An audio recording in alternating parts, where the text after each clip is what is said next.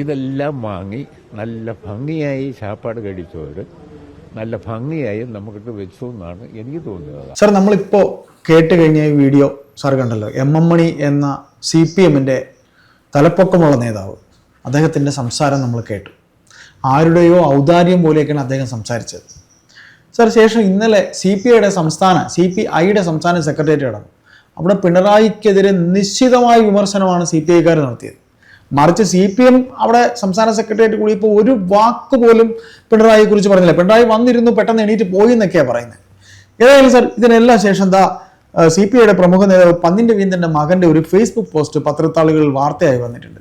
അതിൽ പന്നിൻ രവീന്ദ്രൻ്റെ മകൻ രൂപേഷിൻ്റെ അദ്ദേഹം കൊടുത്തിരിക്കുന്ന അദ്ദേഹത്തിൻ്റെ കുറിപ്പ് ഇങ്ങനെയാണ്: തെരഞ്ഞെടുപ്പ് കാലത്ത് മാത്രം വിതറി എറിയുന്ന ധാന്യമണികളിലോ പണ കിഴികളിലോ കുരുങ്ങി കിടക്കുന്നവരല്ല സാധാരണക്കാരെന്ന് CPI നേതാവ് പന്നിൻ രവീന്ദ്രൻ്റെ മകൻ രൂപേഷ്. ഫേസ്ബുക്കിലെ കുറിപ്പിലാണ് ഈ വിമർശനം.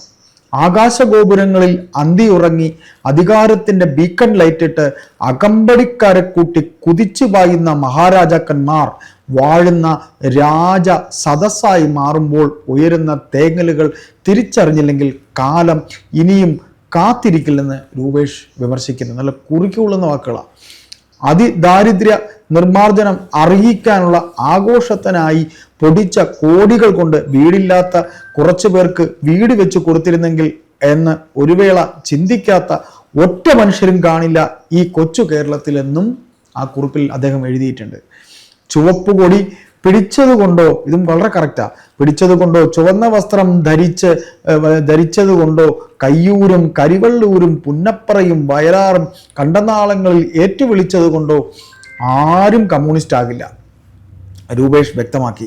ഭരണത്തിലേറാനായി കമ്മ്യൂണിസ്റ്റ് ആകുന്നവരല്ല യഥാർത്ഥ കമ്മ്യൂണിസ്റ്റുകാർ. അതും പോയിന്റ്. അത് വീണ ജോർജിനെ ബാധിക്കുന്നതാണ്. യഥാർത്ഥ കമ്മ്യൂണിസ്റ്റുകളെ ആർക്കും വേണ്ട എന്ന തിരിച്ചറിവുണ്ടെങ്കിലും യഥാർത്ഥ കമ്മ്യൂണിസ്റ്റ് പാർട്ടിയായി മാറാനുള്ള ഒരു ടേണിംഗ് പോയിന്റ് ആകട്ടെ ഈ തോൽവി എന്ന് വെറുതെ മോഹിച്ചു പോകുന്നുവെന്നും അദ്ദേഹം കുറിപ്പിൽ പറയുന്നു. വിലക്കയറ്റം നിയന്ത്രിക്കാൻ കഴിയാതെ സാധാരണക്കാർ നെട്ടോട്ടമോടുമ്പോൾ ഇസ്രയേലും പാലസ്തീനും ട്രംപും പുട്ടിനും ജാതിയും മതവും തുടങ്ങി ലോകത്തെ സകലമാന വിഷയങ്ങളും ചർച്ച ചെയ്യാൻ പ്രമുഖരുടെ സാംസ്കാരിക നായകരുടെയും മനസ്സ് നിറയുമെങ്കിലും സാധാരണക്കാരുടെ വയറ് നിറയില്ലെന്ന സത്യം ഇനിയെങ്കിലും തിരിച്ചറിയണമെന്ന് രൂപേഷ് ആവശ്യപ്പെട്ടു. സാർ, ഇത് CPM-ൽ വിശിഷ്യ MV ഗോവിന്ദനും പിണറായി വിജയനും MA ബേബിയൊക്കെ ഒന്ന് വായിച്ചിരുന്നാൽ നല്ലതായിരിക്കും, പ്രത്യേകിച്ച് പിണറായി വിജയൻ. അതായത് പന്നിൻ രവീന്ദ്രൻ്റെ മകൻ പറഞ്ഞിട്ടുള്ള കാര്യങ്ങൾ ഇൻഡയറക്റ്റായിട്ട് വേണ്ട രൂപത്തിൽ കുറിക്കൊള്ളുന്ന രൂപത്തിൽ പറഞ്ഞു എന്നുള്ളതാണ് സത്യം. ആകാശത്തിലൂടെ യാത്ര ചെയ്യുന്ന ആരാണ്? ഹെലികോപ്റ്റർ യാത്ര ചെയ്യുന്ന ആരാണ്? ബീക്കൺ ലൈറ്റിട്ട് ഓടുന്ന ആരാണ്? 10-40 വണ്ടികളുടെ സഹായത്തോടെ, പോലീസ് വണ്ടിയുടെ സഹായത്തോടെ, ആംബുലൻസിൻ്റെയും ഫയർ ഫോഴ്സിൻ്റെയൊക്കെ സഹായത്തോടെ. അപ്പം അത് സാക്ഷാൽ ഏകാധിപതിയായ പിണറായി വിജയനാണ്. പിണറായി വിജയൻ എന്ന ഏകാധിപതിയെയും അദ്ദേഹത്തിൻ്റെ കൂടെയുള്ള മന്ത്രിമാരെയും വിശേഷിപ്പിക്കാൻ അപ്പുറത്തേക്ക് വാക്കുകൾ വേണ്ട. അത്രയും മനോഹരമായിട്ട് അദ്ദേഹം പറഞ്ഞു. നമ്മളൊക്കെ ഡയറക്റ്റ് പറയുകയാണെങ്കിൽ അദ്ദേഹം ഇൻഡയറക്റ്റ് ആയിട്ട് കൃത്യമായി പറഞ്ഞിരിക്കുന്നു. CPI എന്ന് പറയുന്ന ഒരു പാർട്ടിയിൽ വലിയ നേതാവിന്റെ മകനല്ലേ. അപ്പം മാത്രമല്ല CPIയിൽ ഇപ്പോഴെങ്കിലും ചില ആളുകൾ പറയുന്നത് പുറത്തേക്ക് വന്നു എന്നുള്ളതും സന്തോഷമുള്ള കാര്യമാണ്. അതൊക്കെ നമ്മൾ വിളിച്ചു പറയുന്ന കാര്യങ്ങളാണ്. കാരണം കഴിഞ്ഞ കുറേ കാലമായി പാർട്ടി നശിച്ചുകൊണ്ടിരിക്കുകയാണെന്നും സാധാരണക്കാരിൽ നിന്ന് അകന്നുകൊണ്ടിരിക്കുകയാണെന്നും ഒരു ഏകാധിപതി തൻ്റെ ഭരണം നടത്തിക്കൊണ്ടിരിക്കുകയാണെന്നും അദ്ദേഹം ആകാശഗോപുരങ്ങളിലൂടെ യാത്ര ചെയ്യുകയാണെന്നും അദ്ദേഹത്തിൻ്റെ മനസ്സുപടിയല്ല അമേരിക്കക്കാടൊക്കെ ഉയർന്ന് ഏതോ ബൂർഷ മനസ്സാണ് അദ്ദേഹത്തിന് എന്നൊക്കെ നമ്മൾ തിരിച്ചറിഞ്ഞത് കുറേ കാലമായി. ആ സംഭവമാണ് ഇപ്പോൾ ജനങ്ങൾ തിരിച്ചറിയുകയും ഒരു കാലഘട്ടം വരുമ്പോൾ ജനങ്ങൾ തിരിച്ചറിയല്ല. അവർക്ക് ധാന്യമണികൾ തൽക്കാലം കൊടുത്തോണ്ടോ, കിറ്റും കൊടുത്തോണ്ടോ, പെൻഷൻ കൊടുത്തോണ്ടോ അവർക്ക് അതൊന്നും പരിഹാരമാകില്ല. ശാശ്വതമായ പരിഹാരമാണ് വേണ്ടത്. അത് 2021 ഇലക്ഷനെ ഉദ്ദേശിച്ചുകൊണ്ടാണ് അദ്ദേഹം പറഞ്ഞത്.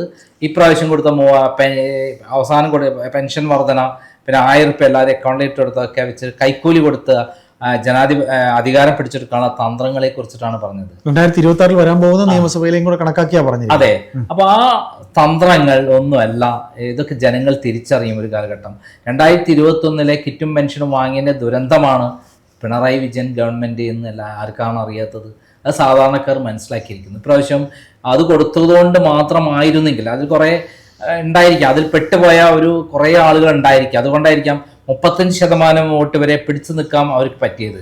അതേസമയത്ത് 40%, 40.7% കൂടിയിട്ടാണ് UDF വന്നിരിക്കുന്നത്.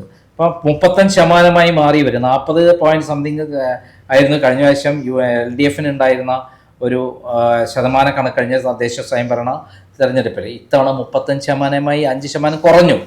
ആ കുറഞ്ഞതിൻ്റെ കാരണം ജനങ്ങൾ അത്രയ്ക്കും വെറുത്തിരിക്കുന്നു. കഴിഞ്ഞ 5 വർഷം കേരളത്തിൽ നടന്നത് കിരാത ഭരണമാണ്. നമുക്കറിയാം ഈ പറയുന്ന നമ്മുടെ തിരുവനന്തപുരത്ത് ആശാ വർക്കർ കുറഞ്ഞൊരു 200 ഇല്ല, നാണക്കേടാണ്. 273 രൂപയാണ് അവരുടെ ദിവസ വരുമാനം. ഒരു ഉച്ചയ്ക്ക് ഊണ് കഴിച്ചാൽ തന്നെ ഒന്ന് നടക്കുമ്പോഴേക്ക് തന്നെ ആ പൈസ തികയും. ഒരു രാവിലെ തൊട്ട് വരെ രാത്രി വരെ വർക്ക് ചെയ്യുന്ന ഒരു സാധാരണ തൊഴിലാളിക്ക് 1000-1500 രൂപ കിട്ടുന്നൊരു കാലഘട്ടത്തിൽ ഈ കേരളത്തിൽ 273 രൂപയാണ് കൊടുക്കുന്നത്. നാണക്കേട്.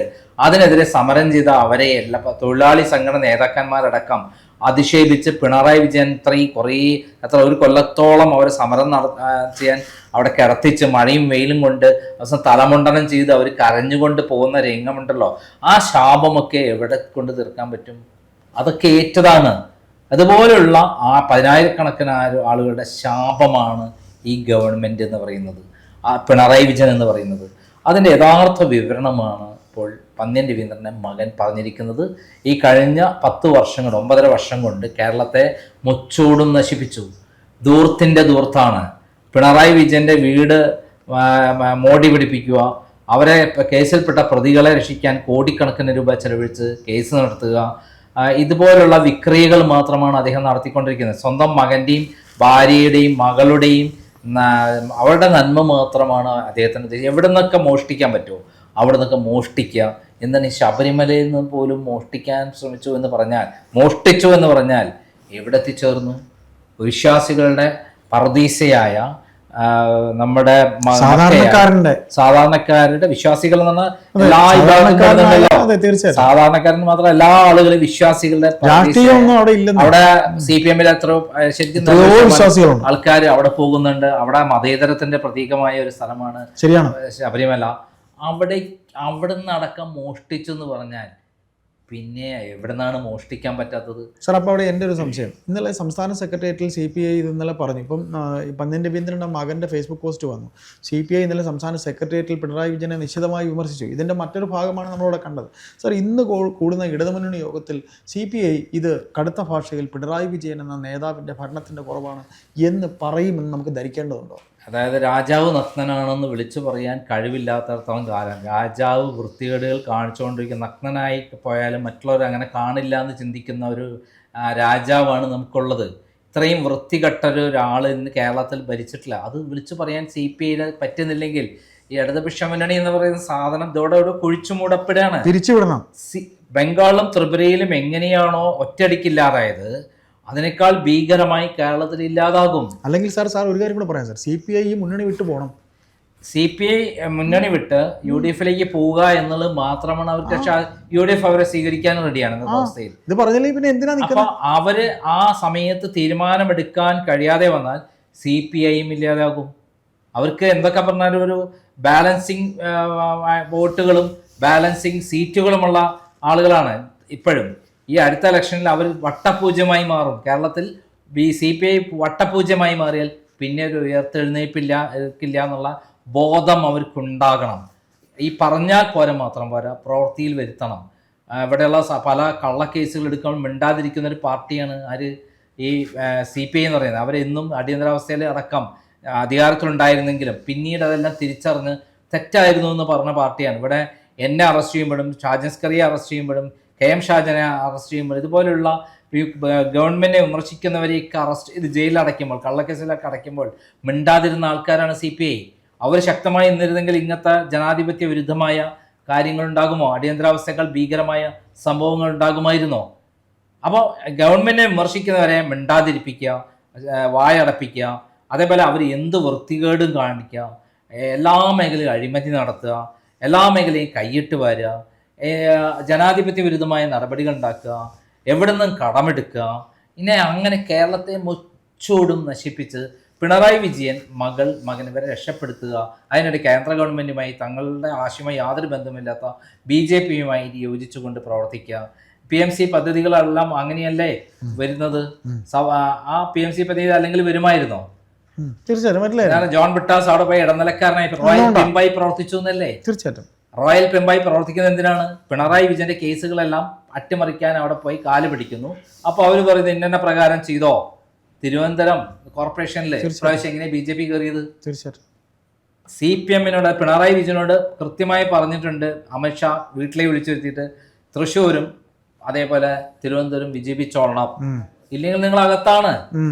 ലാവലിംഗ് കേസ് എത്ര അല്ലേ സാർ? അപ്പോൾ നമുക്ക് ഈ സംസാരം അവസാനിപ്പിക്കുമ്പോൾ CPIക്ക് ഇത് തുറന്നു പറയാൻ ഇന്ന് ഇടതുമുന്നണി യോഗത്തിൽ കഴിയും എന്ന് താങ്കൾ ധരിക്കുന്നുണ്ടോ? ഞാൻ കരുതുന്നില്ല. അതിനുള്ള നട്ടല്ലില്ലാത്ത ആൾക്കാരാണ് അവർ, ആ വലയിൽ പെട്ട് കിടക്കുന്ന ആൾക്കാർ. അതിന് കഴിയുന്നില്ലെങ്കിൽ CPIയും ഇതോടെ അവസാനിക്കും. CPI വിട്ടു പോകണം LDF-ൽ നിന്ന്. ഒന്നുകിൽ വിട്ടുപോവുക, അല്ലെങ്കിൽ CPI ഉണ്ടാവില്ല എന്നുള്ളതാണ് വരാൻ പോകുന്നത്.